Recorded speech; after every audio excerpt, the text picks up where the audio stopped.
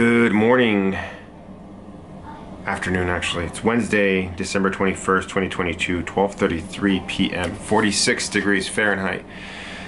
Yeah, it's a chilly December afternoon, 46 degrees. Meh, I guess depending on where you're from. If you're from Florida, 46 degrees is bone chilling. If you're from Minnesota, 46 degrees is a pleasant fall afternoon. So, I don't know.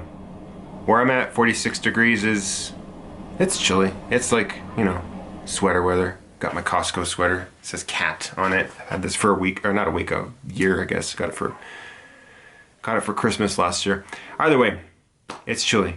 We just came back from Florida, actually. Visited a couple of the Disney parks over at Disney World. Hollywood Studios was our first day. Hollywood Studios, we saw, all the Star Wars stuff. There's one that was called Escape from, I'm not sure what it was, Escape from something. But it was an exciting ride. And then the Millennium Falcon ride, that was pretty cool. Met Chewbacca, met Darth Vader, met BB-8 characters. Toy Story stuff. What else did we do? Oh, the Aerosmith roller coaster. Didn't get to the Tower of Terror. Would have liked to.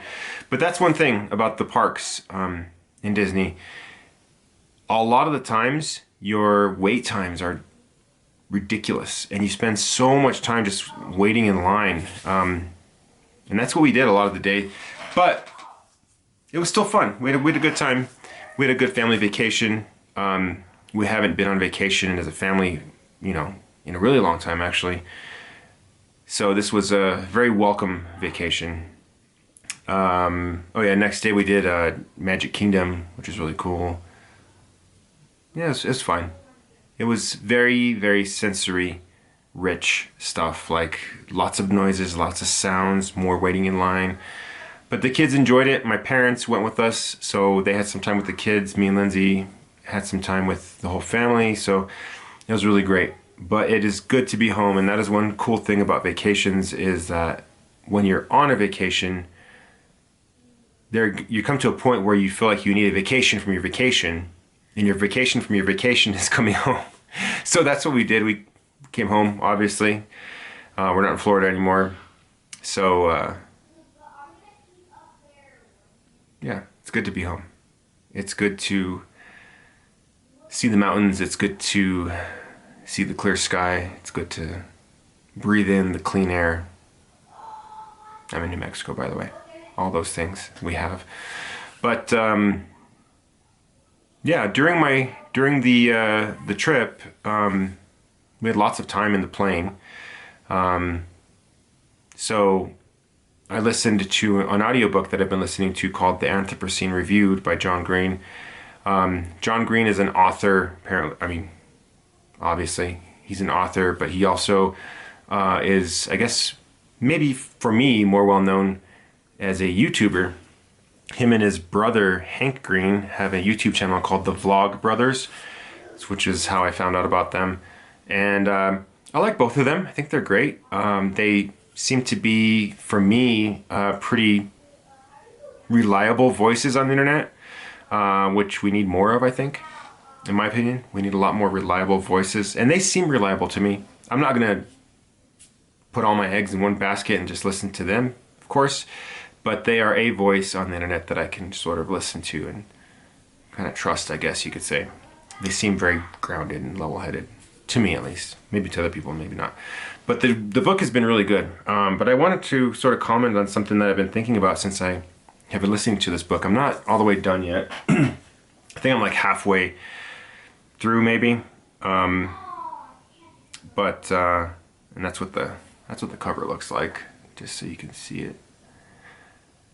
But there was a chapter. Oh, cool. I didn't know Audible could do this. You can do chapters on Audible. That's kind of neat. There was a chapter where he spoke about Super Mario Kart. Yeah, the chapter is just called Super Mario Kart. And there's a lot of these chapters that just kind of, for me, put into words different thoughts and ideas that I already had. So it's been a great listen. I really am enjoying it. But the book started off very lighthearted, but he goes into like things that are pretty deep. And sometimes like there was even a couple of chapters that sort of have brought me sort of to I'm not crying or anything, but like kind of to the point where I could sort of come, have a tear, I guess you could say. Just stirring up emotions, bringing that personal aspect to things. And also he's very vulnerable within his book, talks about some things about himself that kind of makes it okay for me to feel the way I feel sometimes. So it's a great listen if you're listening to the book, and if you prefer the reading part, that's also fine too, I'm sure.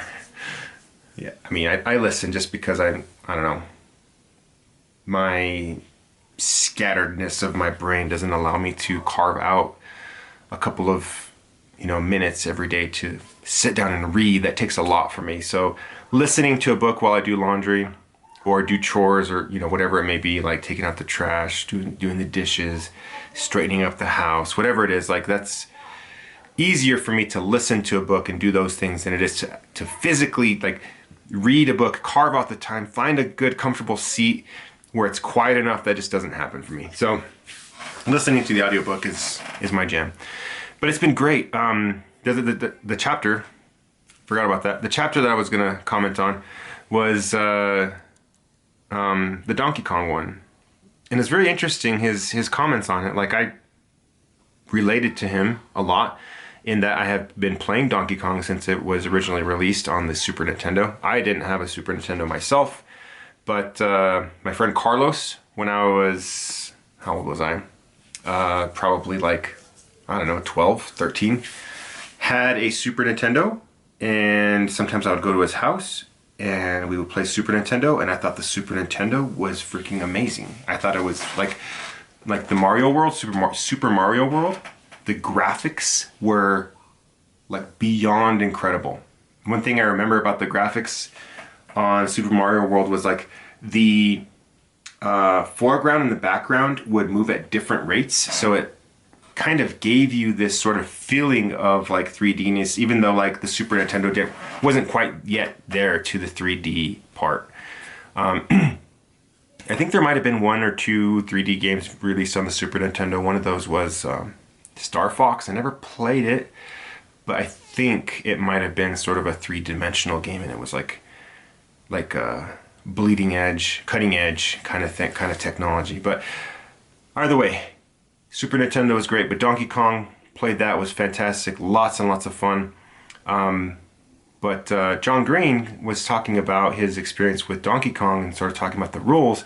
And then he made an analogy out of it about, just how sort of life is with everybody. And it was making me sort of think about this a little bit more deeply. One of those analogies, or the analogy that he was talking about, was well, sort of like in the rules. The rules of the game are, especially on the newer versions, I don't know if this is so much true with like the original ones on Super Nintendo, but if you play the new Mario Kart, the players who are in the front, like first place, second place, when you hit the question box, you get kind of like not so great items. You'll get like a banana. Most of the time it's bananas in my experience. But the people who are in the last place, especially last place, you'll get awesome things like the bullet, and then the other one is the lightning bolt. My experience, if you're in last place, most of the time it's like the bullet and the 3-pack of the red shells. So it kind of helps you get out of last place, sort of evens the playing field, since it kind of makes the game more accessible for like everybody. And when you're in first place, holding that lead is a little bit more difficult than it is like if you were to get the same chance of getting all the other items if you're in first place versus the last place. It makes it more difficult to hold that lead with however the chances are built in the game. But he started commenting about how this is just not how life is, and the people who are ahead, who are in first place, keeping their lead is not very hard. In fact, it's very easy, and sometimes they'll hit question boxes that make it even easier.